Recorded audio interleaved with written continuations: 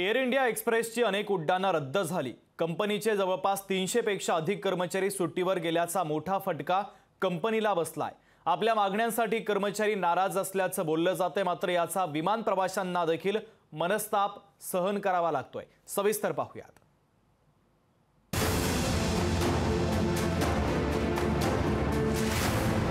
Air India एक्सप्रेसची अनेक उड्डाणे रद्द करण्यात आली। कर्मचारी अचानक संपावर गेल्याने जवळपास शेकडो उड्डाणे रद्द करण्यात आली।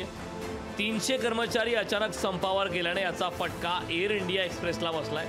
त्यामुळे प्रवाशांना मनस्ताप सहन करावा लागलाय। काही कर्मचाऱ्यांची तब्येत अचानक खराब झाल्याचे कारण देत कर्मचारी संपावर गेल्याने अनेक फ्लाइट्स रद्द करण्यात आल्या आहेत किंवा उशिराने फ्लाइट्स शेड्यूल आहेत।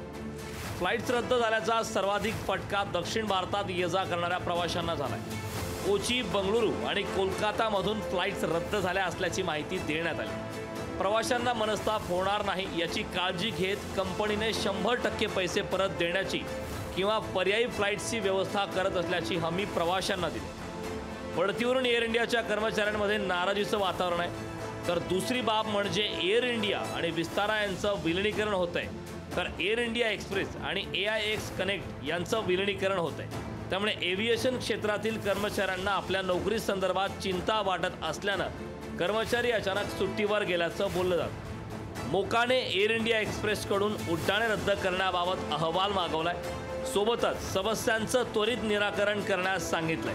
कर्मचाऱ्यांची समजूत काढण्यात आणि त्यांच्या मागण्या पूर्ण करण्यात कंपनीला यश येते का, याकडे विमान प्रवाशांचं लक्ष लागलं।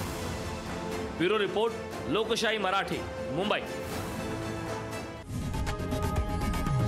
लोकशाही मराठी ऐका, पहा, जागरूक रहा।